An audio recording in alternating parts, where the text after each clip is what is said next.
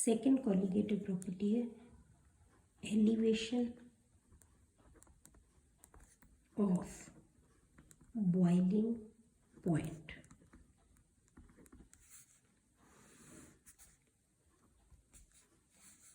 Elevation का मतलब की होंगे इनक्रीज और बॉइलिंग पॉइंट सब तो पहले अपन बॉइलिंग पॉइंट पता होना चाहिए कि बॉइलिंग पॉइंट की होंगे। बॉइलिंग पॉइंट किनू कहते हैं upon the temperature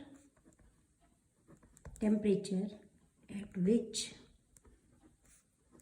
the vapor pressure of the liquid becomes equal to the atmospheric pressure। मतलब कि जिस टैंपरेचर के उत्ते ਉਹਦਾ ਵੈਪਰ ਪ੍ਰੈਸ਼ਰ ਹੈ ਲਿਕੁਇਡ ਦਾ ਐਟਮੋਸਫੇਅਰਿਕ ਪ੍ਰੈਸ਼ਰ ਦੇ ਬਰਾਬਰ ਹੋ ਜਾਏਗਾ ਤਾਂ ਉਹਨੂੰ ਆਪਾਂ ਕੀ ਕਹਿ ਦਿੰਦੇ ਉਹਦਾ ਬੋਇਲਿੰਗ ਪੁਆਇੰਟ। ਠੀਕ ਹੈ, ਫॉर ਐਗਜ਼ਾਮਪਲ ਆਪਾਂ ਲਈਏ ਕਿ boiling point of water is 373.15। ਆਪਾਂ ਨੂੰ ਪਤਾ ਹੈ ਕਿੰਨਾ ਹੁੰਦਾ ਹੈ 100 डिग्री ਸੈਲਸੀਅਸ 373.5 ਕੈਲਵਿਨ। ਇਹ ਕਿਉਂ ਹੁੰਦਾ ਹੈ ਬੇਟੇ? बिकॉज द रीज़न की है because at this temperature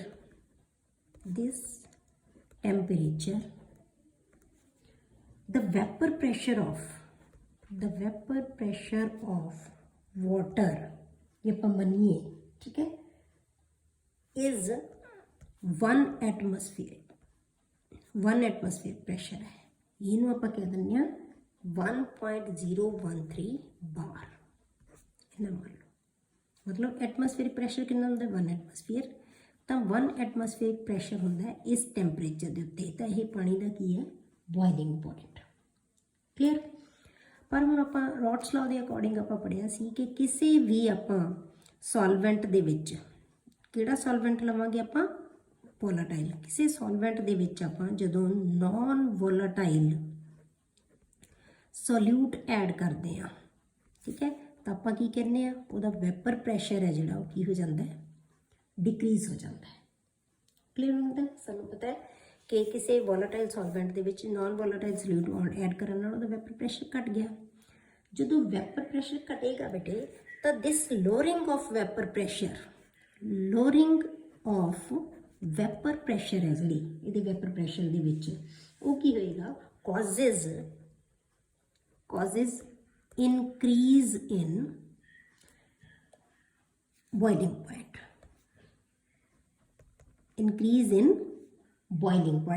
temperature। ਉਹਦਾ boiling point बढ़ जाएगा। इस वैपर प्रैशर घटन करके ਜਿਹੜਾ वैपर प्रैशर डिक्रीज होएगा ਉਹਦੇ ਨਾਲ ਉਹਦਾ ਕੀ ਹੈ उस वैपर प्रैशर ਨੂੰ 1 एटमोसफेयर तक ਲਿਆਉਣ वास्ते ਸਾਨੂੰ ਕੀ ਹੈ ਹੋਰ ਉਹਨੂੰ ਟੈਂਪਰੇਚਰ ਵਧਾਉਣਾ ਪਏਗਾ। ਤਾਂ boiling point ਕੀ ਹੋ ਜਾਏਗਾ ਵੱਧ ਜਾਏਗਾ। क्योंकि वैपर ਸਾਨੂੰ ਪਤਾ ਹੈ ਅਸੀਂ ਪੜ੍ਹਿਆ ਹੈ कि वैपर प्रैशर है जोड़ा टैंपरेचर के ਵਧਾਉਣ ਨਾਲ ਵੱਧਦਾ है। जो असी टैंपरेचर ਵਧਾ देंगे तो वैपर प्रैशर की हो जाएगा ਵੱਧ जाएगा। मतलब जो आप सपोज करो आप सुक्रोज का सोल्यूशन बना लिया तो इन्ने टैंपरेचर के उत्ते 100 डिग्री के उत्ते जो आप वाटर के सुक्रोज ऐड करती तो इस टैंपरेचर के उत्ते जो प्रैशर है वो 1 एटमोसफेयर नहीं होएगा, ये नालों घट होएगा। तो इस प्रैशर तक पहुँचाने वास्ते सानू की करना पड़ेगा बेटा होर हीट करांगे। वैपर प्रैशर बढ़ेगा बढ़ जाएगा तो 1 एटमोसफेयर हो जाएगा तो चीज़ ने की है बॉयल होने शुरू हो जाना है। क्लियर हो गया? तो इसका मतलब की है बेटे कि जितने भी सोल्यूशंस होंगे हैं the boiling point of solution is always higher than that of pure solvent. तो आप लिख सकते हैं कि boiling point of solution is always higher than the boiling point of than that of the pure solvent।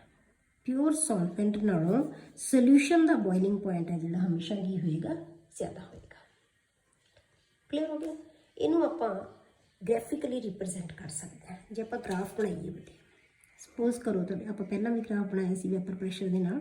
जे आप इधर vapour pressure ले लें इस पासे आप की लवांगे टैंपरेचर ठीक है, ਆਪਾਂ ਗ੍ਰਾਫ ਪਲਾਟ ਕਰੀਏ ਤਾਂ ਇਸ ਇੱਥੇ ਆਪਾਂ ਸਪੋਜ਼ ਕਰ ਲੈਂਦੇ ਹਾਂ ਕਿ ਇਸ ਪ੍ਰੈਸ਼ਰ ਇਸ ਜਿਹੜਾ ਹੈਗਾ वेपर प्रैशर ਦੇ ਉੱਤੇ ਇਹ ਹੈ 1 ਐਟਮੋਸਫੇਅਰ ਪ੍ਰੈਸ਼ਰ ਹੈ। ਇਹ ਮਤਲਬ ਕੀ ਹੈ ਇੱਥੇ ਤੱਕ ਅਗੇ ਪ੍ਰੈਸ਼ਰ ਵੱਧਦਾ ਜਾਏਗਾ ਇੰਨਾ ਪ੍ਰੈਸ਼ਰ ਹੈ ਜਿਹੜਾ ਉਹ ਕੀ ਹੈ 1 ATM ਹੈ। ਇਹ ਐਟਮੋਸਫੇਅਰਿਕ ਪ੍ਰੈਸ਼ਰ ਆ ਗਿਆ ਇੱਥੇ ਆ ਕੇ। ਹੁਣ ਇਹ ਜਿਹੜੇ ਵੀ ਆਪਾਂ ਸੋਲਵੈਂਟ ਜਾਂ ਸੋਲੂਸ਼ਨ ਲਵਾਂਗੇ ਜਦੋਂ ਇਸ ਪ੍ਰੈਸ਼ਰ ਦੇ ਵੱਧ ਕੇ ਬਰਾਬਰ ਹੋ ਜਾਏਗਾ ਉੱਥੇ ਉਹ ਚੀਜ਼ ਕੀ ਹੈ ਬੋਇਲ ਕਰਨਾ ਸ਼ੁਰੂ ਕਰਦੇ ਆਪਾਂ। ਬੋਇਲਿੰਗ ਪੁਆਇੰਟ ਟੈਂਪਰੇਚਰ ਹੁਣੇ ਕਹਿ ਕੇ ਹਟੇ ਆ the temperature at which vapour pressure of liquid becomes equal to the atmospheric pressure. ਤਾਂ ਇਹ ਐਟਮੋਸਫੇਰਿਕ ਪ੍ਰੈਸ਼ਰ ਹੈ, ਇਹਦੇ ਬਰਾਬਰ ਹੈ। ਆਪਾਂ ਗ੍ਰਾਫ ਕਿਵੇਂ ਬਣਾਉਂਦੇ ਆ ਬੇਟੇ ਕਿ ਟੈਂਪਰੇਚਰ ਦੇ ਵਧਾਉਣ ਨਾਲ ਪ੍ਰੈਸ਼ਰ ਵੱਧਦਾ ਜਾਂਦਾ ਤਾਂ ਆਪਾਂ ਕੀ ਗ੍ਰਾਫ ਲਾਵਾਂਗੇ ਆਹ ਗ੍ਰਾਫ ਆ ਜਾਂਦਾ ਹੈ। ਜੇ ਤੁਹਾਡਾ ਪਿਓਰ ਸੋਲਵੈਂਟ ਲੈ ਲਿਆ, ਜੇ ਆਪਾਂ ਸੋਲਵੈਂਟ ਲੈ ਲਿਆ ਸਪੋਜ਼ ਕਰੋ, ਠੀਕ ਹੈ, ਇਹ ਸੋਲਵੈਂਟ ਦਾ ਗ੍ਰਾਫ ਹੈ। ਹੁਣ ਆਹ ਵਾਲਾ ਜਿਹੜਾ ਪੁਆਇੰਟ ਹੈ ਇੱਥੇ ਆ ਕੇ ਕੀ ਹੈ ਇਹਦਾ ਪ੍ਰੈਸ਼ਰ ਹੌਲੀ ਹੌਲੀ ਵਧੀ ਗਿਆ ਇੱਥੇ ਆ ਕੇ ਕਿਹਦੇ ਬਰਾਬਰ ਹੋ ਗਿਆ ਐਟਮੋਸਫੇਅਰ ਪ੍ਰੈਸ਼ਰ ਦੇ। ਤਾਂ ਇਸ ਟੈਂਪਰੇਚਰ ਨੂੰ ਜਿਹੜਾ ਇੱਥੇ ਟੈਂਪਰੇਚਰ ਆਏਗਾ ਇਸ ਟੈਂਪਰੇਚਰ ਨੂੰ ਬੇਟੇ ਆਪਾਂ ਕੀ ਕਵਾਂਗੇ TB ਨੌਟ। TB ਨੌਟ ਦਾ ਮਤਲਬ ਕੀ ਹੈ ਕਿ ਪਿਓਰ ਲਿਕੁਇਡ ਦਾ ਆਪਾਂ ਸੋਲਵੈਂਟ ਲਿਆ ਇਕੱਲਾ ਇਹ ਪਿਓਰ ਲਿਕੁਇਡ ਦਾ ਟੈਂਪਰੇਚਰ ਹੋਏਗਾ। ਹੁਣ ਆਪਾਂ ਕੀ ਕੀਤਾ ਇਸ ਸੋਲਵੈਂਟ ਦੇ ਵਿੱਚ ਇੱਕ ਨਾਨ ਵੋਲਾਟਾਈਲ ਸੋਲਿਊਟ ਐਡ ਕਰਤਾ। ਸੋਲਿਊਟ ਐਡ ਕਰਾਂਗੇ ਤਾਂ ਇਹ ਗ੍ਰਾਫ ਹੈ ਜਿਹੜਾ ਸਾਰਾ ਚੇਂਜ ਹੋ ਗਿਆ। ਸਾਨੂੰ ਪਤਾ ਹੈ ਕਿ ਜਦੋਂ ਵੀ ਅਸੀਂ ਸੋਲਿਊਟ ਐਡ ਕਰਾਂਗੇ ਵੈਪਰ ਪ੍ਰੈਸ਼ਰ ਘਟੇਗਾ। ਜਿਹੜੇ ਮਰਜ਼ੀ ਟੈਂਪਰੇਚਰ ਤੇ ਲਵਾਂਗੇ ਤਾਂ ਉਹਦਾ ਗ੍ਰਾਫ ਹੈ ਜਿਹੜਾ ਉਹ ਇਸ ਟਾਈਪ ਦਾ ਆਏਗਾ। ਹਰੇਕ ਟੈਂਪਰੇਚਰ ਦੇ ਉੱਤੇ ਜਿਹੜਾ ਮਰਜ਼ੀ ਟੈਂਪਰੇਚਰ ਲਓ, ਜੇ ਤੇ ਇੰਨਾ ਪ੍ਰੈਸ਼ਰ ਸੀ ਤਾਂ ਇੰਨਾ ਰਹਿ ਗਿਆ, ਜੇ ਇੰਨਾ ਸੀ ਤਾਂ ਇੰਨਾ, ਜਿਹੜੇ ਮਰਜ਼ੀ ਟੈਂਪਰੇਚਰ ਤੇ ਲਓ ਤਾਂ ਇਹਦਾ ਪ੍ਰੈਸ਼ਰ ਹੈ ਜਿਹੜਾ ਉਹ ਡਿਕਰੀਜ਼ ਹੁੰਦਾ ਜਾਏਗਾ। ਹੁਣ ਇਸ ਪੁਆਇੰਟ ਤੇ ਆ ਕੇ ਕੀ ਹੈ ਐਟਮੋਸਫੇਅਰ ਪ੍ਰੈਸ਼ਰ ਦੇ ਬਰਾਬਰ ਹੋ ਗਿਆ ਤਾਂ ਚੀਜ਼ ਬੋਇਲ ਕਰਨੀ ਹੁਣ ਇੱਥੇ ਹੋਏਗੀ ਸ਼ੁਰੂ। ਤੇ ਇਸ ਟੈਂਪਰੇਚਰ ਨੂੰ ਆਪਾਂ ਕੀ ਕਹਾਂਗੇ ਬੇਟੇ TB। ਇਹ TB ਕੀ ਚੀਜ਼ ਹੈ boiling point temperature of solution, ਠੀਕ ਹੈ। ਇਹ ਕਿਹਦਾ ਹੈ ਸੋਲਿਊਸ਼ਨ ਦਾ ਜਦੋਂ ਆਪਾਂ ਨਾਨ ਵੋਲਾਟਾਈਲ ਸੋਲਿਊਟ ਐਡ ਕਰਤਾ। ਇਹ ਦੋਨੋਂ ਟੈਂਪਰੇਚਰ ਹੀ ਆ ਗਏ। ਕਲੀਅਰ ਹੋ ਗਿਆ। ਇਹ ਬੋਇਲਿੰਗ ਪੁਆਇੰਟ ਕਿਹਦਾ ਹੈ ਜੇ ਆਪਾਂ ਮੰਨੀਏ ਇਹਨੂੰ ਬੋਇਲਿੰਗ ਪੁਆਇੰਟ ਹੈ ਇਹ ਕਿਹਦਾ ਬੇਟੇ ਸੋਲਵੈਂਟ ਦਾ, ਠੀਕ ਹੈ। ਇਹ ਬੋਇਲਿੰਗ ਪੁਆਇੰਟ ਕਿਹਦਾ ਹੈ ਸੋਲਿਊਸ਼ਨ ਦਾ। ਕਲੀਅਰ। ਹੁਣ ਆ ਜਿਹੜੇ ਦੋਨਾਂ ਦੇ ਵਿੱਚ ਚੇਂਜ ਆਈ ਹੈ ਟੈਂਪਰੇਚਰ ਦੇ ਇਹਨੂੰ ਆਪਾਂ ਲਿਖਦੇ ਹਾਂ ਡੈਲਟਾ TB ਚੇਂਜ ਇਨ ਬੋਇਲਿੰਗ ਪੁਆਇੰਟ ਟੈਂਪਰੇਚਰ। ਕਿੰਨੀ ਚੇਂਜ ਇਹਦੇ ਵਿੱਚ ਆਈ ਹੈ। ਕਲੀਅਰ ਹੋ ਗਿਆ। ਜੇ ਆਪਾਂ ਹੁਣ ਇੱਥੇ ਲਿਖੀਏ TB ਨੌਟ, ਜਿਹੜਾ TB ਨੌਟ ਹੈ ਉਹ ਕੀ ਹੈ boiling point of solvent, boiling point of solvent, ठीक है। TB ਆਪਾਂ ਜੇ ਲਿਖੀਏ ਬੇਟੇ ਤਾਂ ਇਹ ਕਿਹਦੇ ਬਰਾਬਰ ਆਏਗਾ boiling point of solution। ਕਿਹਦਾ ਹੈ solution ਦਾ। ਹੁਣ ਆਪਾਂ ਕੀ ਕੈਲਕੂਲੇਟ ਕਰਨਾ ਹੈ ਡੈਲਟਾ TB। डेल्टा TB की चीज़ है बेटे इनू ही आप कहने एलिवेशन इन बॉइलिंग पॉइंट या elevation of boiling point. Delta TB is equal to किधे बराबर ज़्यादा टेंपरेचर किधे TB दा माइनस घट टेंपरेचर किधे TB nought. TB minus TB nought is equal to delta TB change in temperature. This change in temperature is called elevation of boiling point। इनकी कहने अपना elevation of boiling point।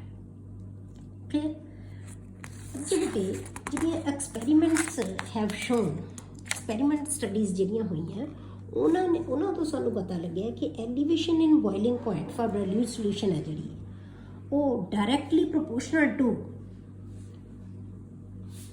the molar concentration of the solute, ठीक है। कि JD elevation in boiling point, experiments have shown elevation of boiling point is directly proportional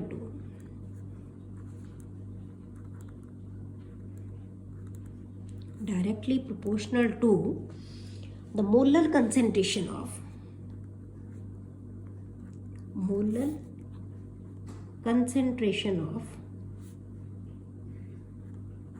the solute।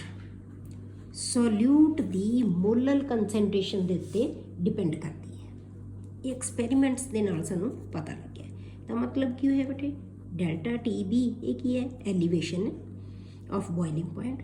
Delta T B is proportional to M, M is molality, M is ਮੋਲੈਲਿਟੀ।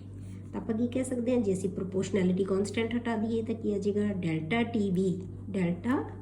T B is equal to K B M. ਹੁਣ M की चीज़ है, molality. M की चीज़ है molality of the solution and K B is ਆਪਾਂ ਕੀ ਕਹਾਂਗੇ कि एम इज़ मोलैलिटी। ਆਪਾਂ ਪੜ੍ਹੀਆਂ ਹੋਈਆਂ terms molality and K B is, के बी की चीज़ है बेटे, boiling point elevation constant, boiling point elevation constant, elevation constant या इन्हों आप की कह दें मोलर एलिवेशन कांस्टेंट और मोलर एलिवेशन कांस्टेंट। ये एक कांस्टेंट वैल्यू है, ये हर एक जोड़े सॉल्वेंट है वो डिफरेंट हो सकती है, मतलब वो सॉल्वेंट की नेचर के उत्ते डिपेंड करती है। सॉल्वेंट जिहो जिहा होएगा ਉਹਦੇ अकॉर्डिंग के बी की जी वैल्यू है जी वो चेंज होती रहेगी। हर एक कॉन्स्टेंट वैल्यू नहीं होंगी, हर एक सॉल्वेंट की कॉन्स्टेंट वैल्यू होती है। ठीक है, तो मोलैलिटी असीं किहनूं कहने हैं बेटे, मोलैलिटी की होंगी है, मोलैलिटी की होंगी है, number of moles of the solute dissolved per kilogram of the solvent. जे आप हुण मोलैलिटी लिखीए, मोलैलिटी नूं आपां किहदे बराबर लिखांगे, molality is equal to M is equal to number of moles of the solute, कहते ना लिखते हैं आप NB दे नाल, divided by mass of the solvent WA, mass of the solvent in kilograms। जे आप ग्राम्स दे विच बना दांगे तो की है, मल्टीप्लाइड बाय 1000 कर देंगे आप, ये वैल्यू आ जाएगी। हुण आप NB की वैल्यू पुट कर दो, NB है जिहड़ा किहदे बराबर हुंदा है बेटे, जे आप एन बी लिखिए तो N B is equal to, तो आप की लिखांगे N B is equal to mass given divided by W B divided by M B, molar mass W B upon M B. ये वैल्यू इतने पुट कर दीए जी आप, तो एम कि बराबर आ जाएगा बटे, आप एम लाइए तो M is equal to W B upon M B into W A multiplied by 1000। Clear हो गया। हुण ये एम की वैल्यू आप इत्थे पुट कर दीए तो साडे कोले की आ जाना है, delta T B is equal to, delta T B है एम, के बी तो ऑलरेडी है साडे कोले, एम की वैल्यू पुट कर दो तो की आएगा W B into 1000 divided by की आ जाना है M B into W A. ये आ गया formula delta T B. Delta T B की चीज़ है, एलिवेशन ऑफ बॉइलिंग पॉइंट। तो जदों भी तुसी elevation of boiling point calculate करनी है तो आ वाला फार्मूला आप यूज़ करांगे। क्लीयर। हुण आपां जिवें लोअरिंग इन वेपर प्रेशर कीता सी, ਉਹਦੇ ਵਿੱਚ ਆਪਾਂ ਕਿਹਾ ਸੀ ਕਿ ਪ੍ਰੂਵ ਕਰੋ ਕਿ ਇਹ ਕੋਲੀਗੇਟਿਵ ਪ੍ਰੋਪਰਟੀ ਹੈ। ਇਸੇ ਤਰ੍ਹਾਂ ਇਹਦੇ ਵਿੱਚ ਵੀ ਆਪਾਂ ਦੱਸਾਂਗੇ prove that elevation of boiling point is a colligative property. ਹੁਣ ਇਹਨੂੰ ਅਸੀਂ ਕਿਵੇਂ ਕਹਿ ਸਕਦੇ ਹਾਂ, ਕਿਉਂਕਿ ਜਿਹੜੀ ਐਲੀਵੇਸ਼ਨ ਆਫ ਬੋਇਲਿੰਗ ਪੁਆਇੰਟ ਹੈ ਇਹ ਸਿਰਫ ਕਿਹਦੇ ਪ੍ਰੋਪੋਰਸ਼ਨਲ ਹੈ, ਮੋਲੈਲਿਟੀ ਦੇ। ਤੇ ਮੋਲੈਲਿਟੀ ਕੀ ਚੀਜ਼ ਹੈ, number of moles of solute ਦੇ ਉੱਤੇ ਡਿਪੈਂਡ ਕਰਦੀ ਹੈ। ਇਸ ਕਰਕੇ ਇਹ ਕੀ ਹੈ, ਕੋਲੀਗੇਟਿਵ ਪ੍ਰੋਪਰਟੀ। ਜਿਹੜੀ ਵੀ ਪ੍ਰੋਪਰਟੀ ਸਿਰਫ ਨੰਬਰ ਆਫ ਮੋਲੀਕਿਊਲਸ ਦੇ ਉੱਤੇ ਜਾਂ ਨੰਬਰ ਆਫ ਮੋਲਸ ਦੇ ਉੱਤੇ ਡਿਪੈਂਡ ਕਰੇਗੀ ਤਾਂ ਉਹਨੂੰ ਆਪਾਂ ਕੀ ਕਹਿੰਦੇ ਆ, colligative property. So it is a colligative property, it depends upon the number of moles of the solute, so it is a colligative property.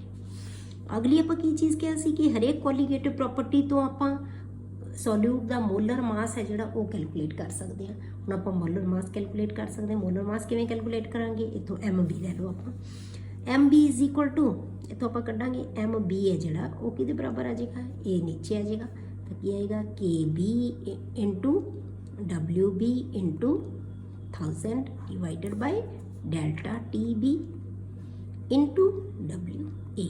ਤਾਂ ਇਹ ਫਾਰਮੂਲਾ ਤੁਹਾਡੇ ਕੋਲੇ ਜੇ ਮਾਸ ਕੱਢਣਾ मोलर मास कढ़ना है, जी कोलीगेटिव प्रॉपर्टी। मतलब फार्मूला तो एक ही है, तो जी चीज़ मर्जी कैलकुलेट कर सकते हैं। एलिवेशन ऑफ बॉइलिंग पॉइंट नाल रिलेटेड आप एक न्यूमेरिकल करते हैं बेटे। क्वेश्चन है 18 ग्राम्स ऑफ ग्लूकोज, फार्मूला की होंगे C6H12O6 is dissolved in 1 kg of water। 1 kg of water, हम ध्यान करना है तुसीं 1 kg है, kg च दिता है सानू वेट, तो सानू 1000 नाल मल्टीप्लाई करने की लोड़ नहीं होएगी। 1 kg of water in a pan, at what temperature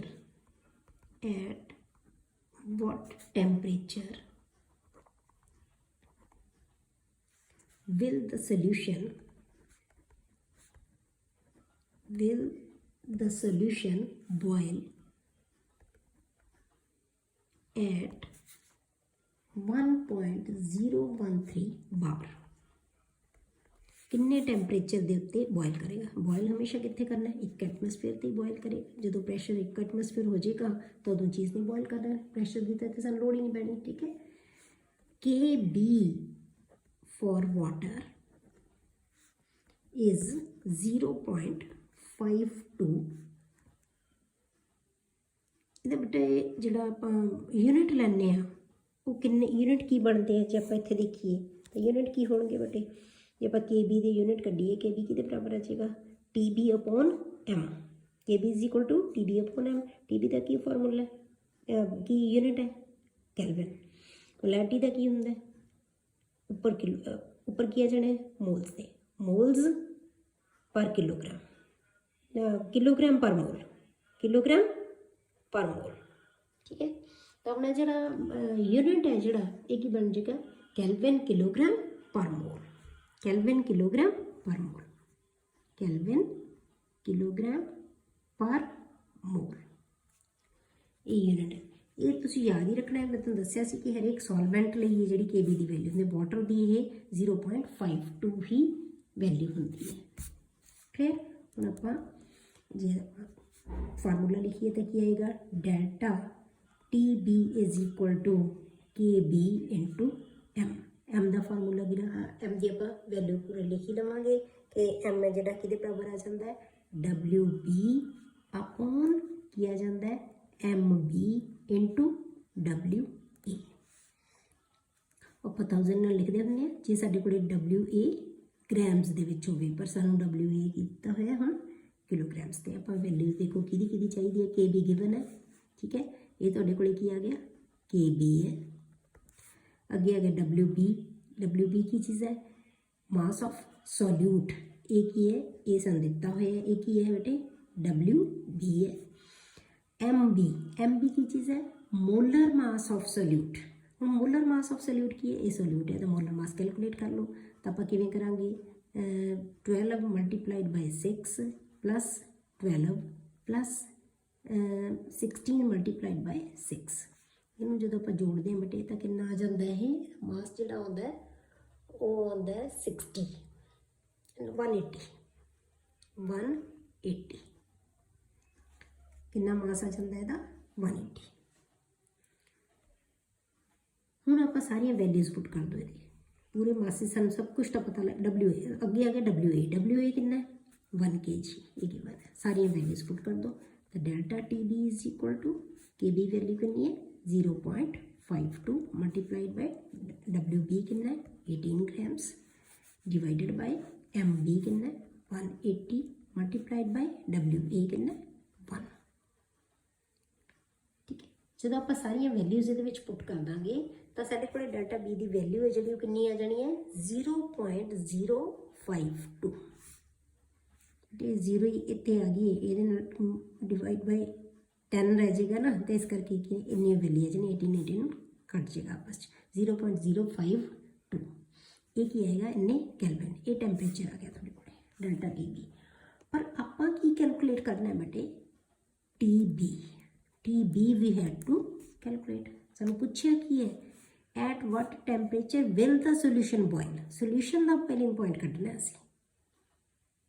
ਠੀਕ ਹੈ, ਤਾਂ ਹੁਣ ਆਪਾਂ ਡੈਲਟਾ ਟੀ ਬੀ ਆ ਗਿਆ, ਆਪਾਂ ਕੀ ਕੈਲਕੂਲੇਟ ਕਰ ਸਕਦੇ ਹਾਂ, ਸਾਨੂੰ ਪਤਾ ਹੈ ਕਿ ਡੈਲਟਾ ਟੀ ਬੀ ਕਿਹਦੇ ਬਰਾਬਰ ਹੁੰਦਾ ਹੈ, delta T B is equal to ਕੀ ਸੀ, ਆਪਾਂ ਜੇ ਤੁਹਾਨੂੰ ਯਾਦ ਹੋਵੇ ਤਾਂ ਆਪਾਂ ਕੀ ਲਿਖਿਆ ਸੀ, ਟੀ ਬੀ अब ज़्यादा टैंपरेचर किदा आएगा, T B minus T B naught. ज़्यादा टैंपरेचर किदा होंदा बेटे, सोल्यूशन का, तो सॉल्वेंट का जिहड़ा बॉइलिंग पॉइंट टैंपरेचर है की है, घट है, तो T B minus T B naught. हुण आपां कढना की है, टी बी किहदे बराबर आ जाएगा, टी बी इत्थों लईए इधर जाके प्लस हो जाएगा, delta T B plus T B naught, इन्हां दोनों नूं जोड़ दो।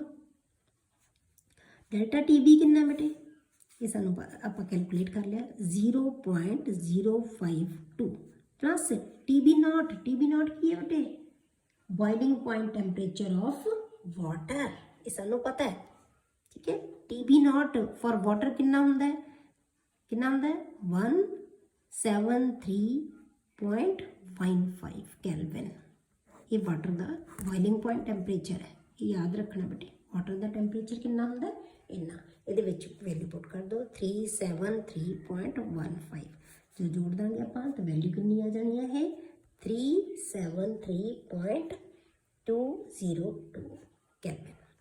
ये टैंपरेचर किदा आ गया, boiling point temperature of the solution, जो आप कैलकुलेट करना सी। हुण एक न्यूमेरिकल है जिहड़ा तुसीं आप सॉल्व करोगे। दूसरा numerical, the boiling point of benzene is, the boiling point of benzene is 353.23 Kelvin।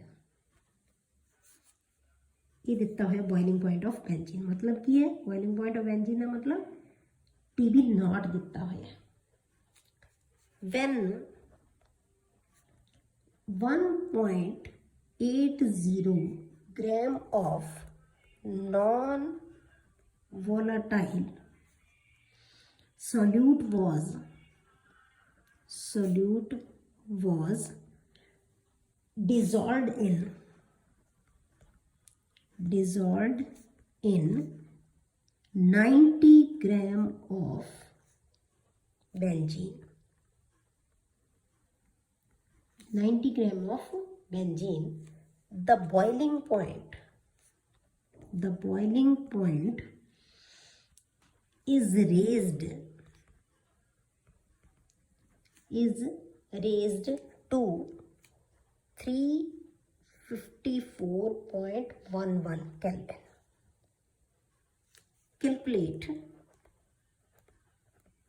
Calculate the molar mass